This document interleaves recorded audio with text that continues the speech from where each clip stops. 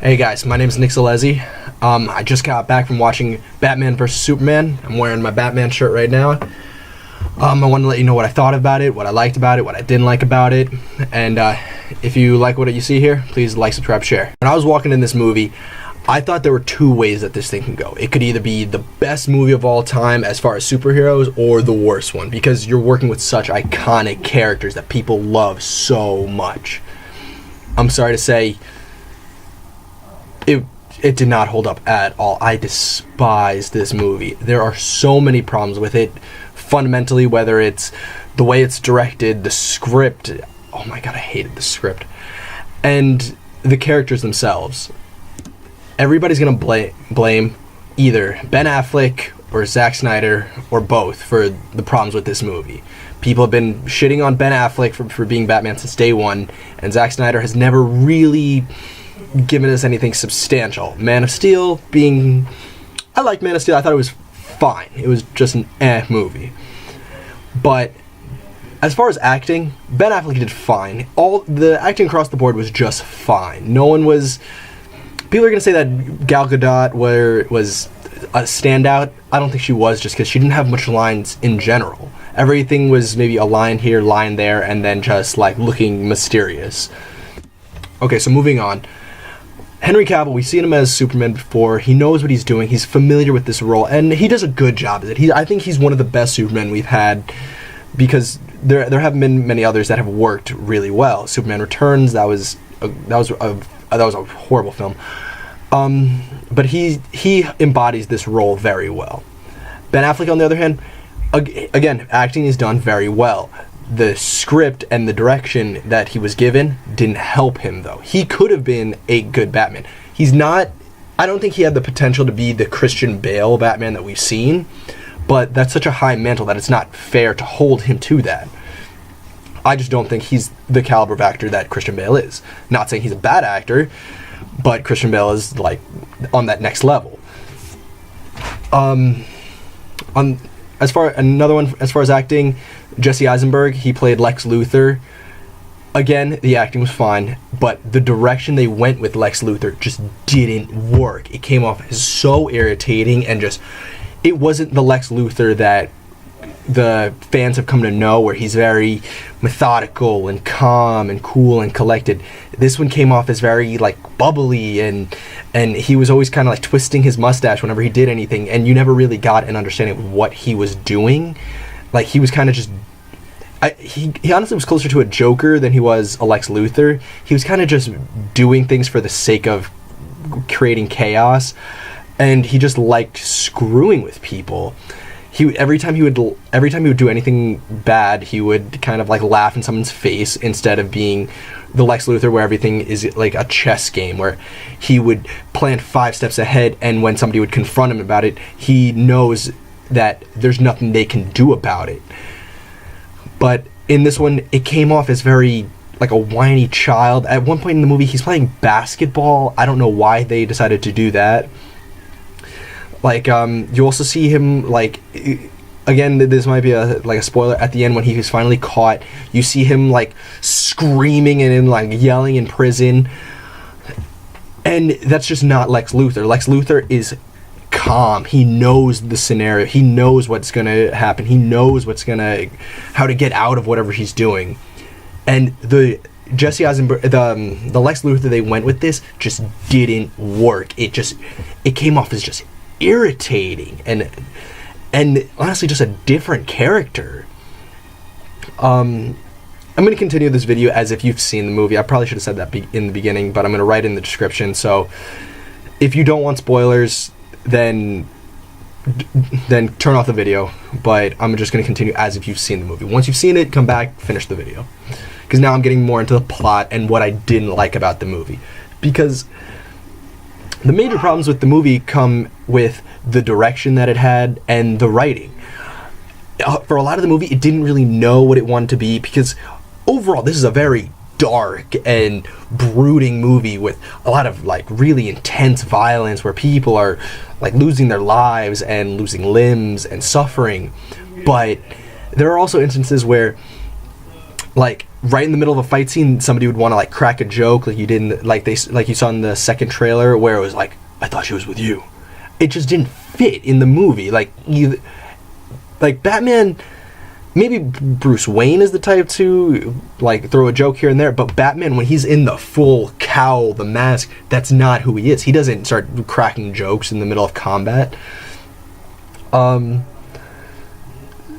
There just were like these odd kind of jokey lines that, given they were funny, but they didn't match the tone. Again, the writing, there was a lot of instances where there were lines just for the sake of lines, where there was instances where Lois Lane and Superman, they got corny, where it was like in the final scene where Superman, he's, again, spoiler, he's about to like sacrifice himself by thrusting a kryptonite spear into Darkseid. He tells Lois Lane, "This is my world, you're my world," and the whole line just came off as corny and just unnecessary. Again, Jesse Eisenberg, he was given some really shit dialogue. Moving away from the dialogue, the direction was also kind of poor. The pacing of the movie wasn't good. It was really choppy. Like, all of a sudden, people are starting to like just find out who everybody is. Superman almost instinctually knows that Bruce Wayne is Batman. They never really acknowledge it. He's like, "Oh, I guess you know. Okay." Same goes with Lex Luthor knowing Superman is Clark Kent, and Bruce Wayne knowing Clark Kent is Superman. Everybody kind of just knows, and no one made it a point to say like, "How did you find out? Like, when did this happen?"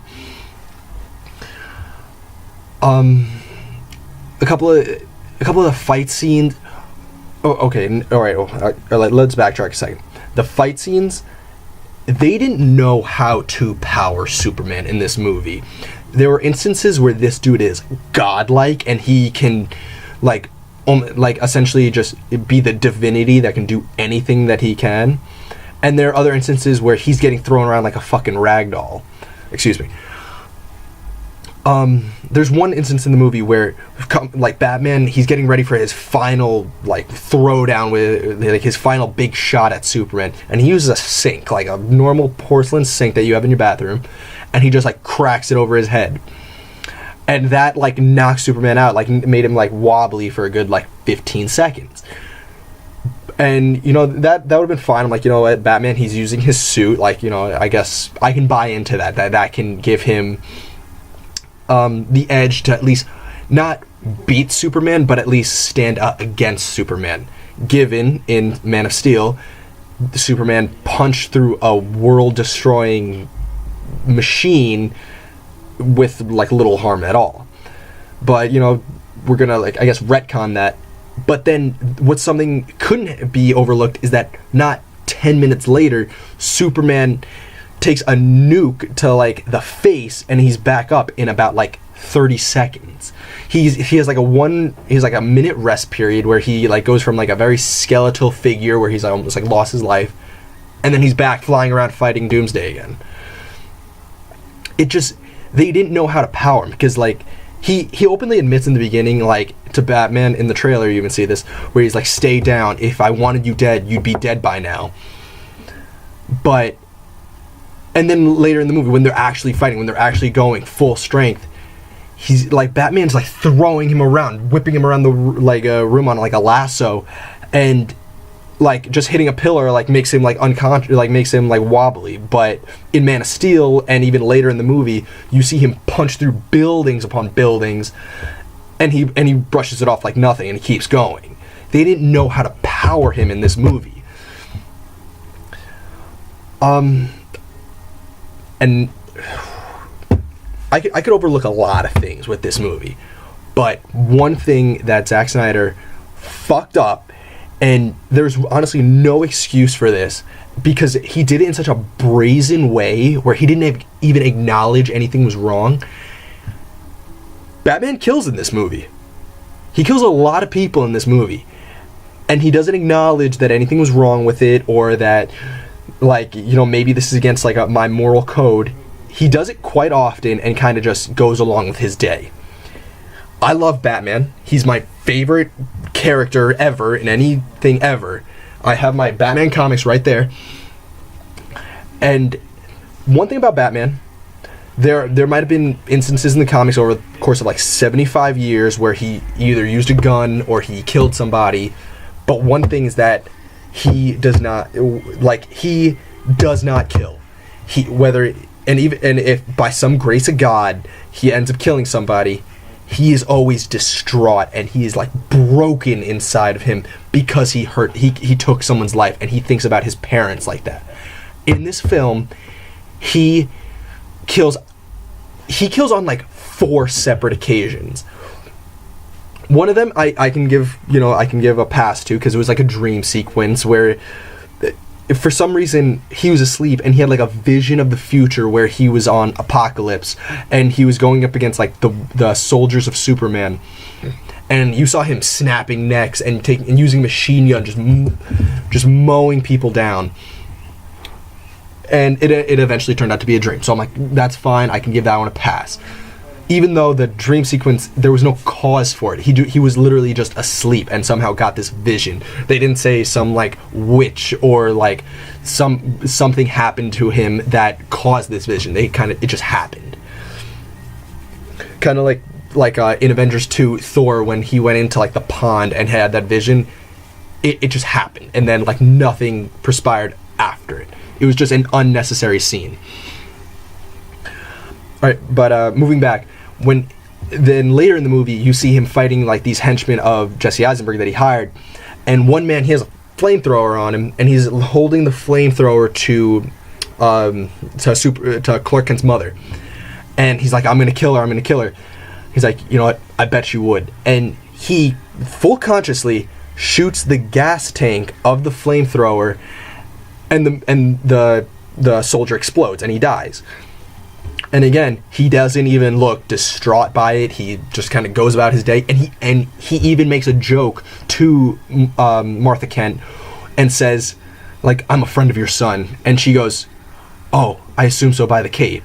And I'm like, you just had a near-death experience and you're cracking jokes? It didn't fit.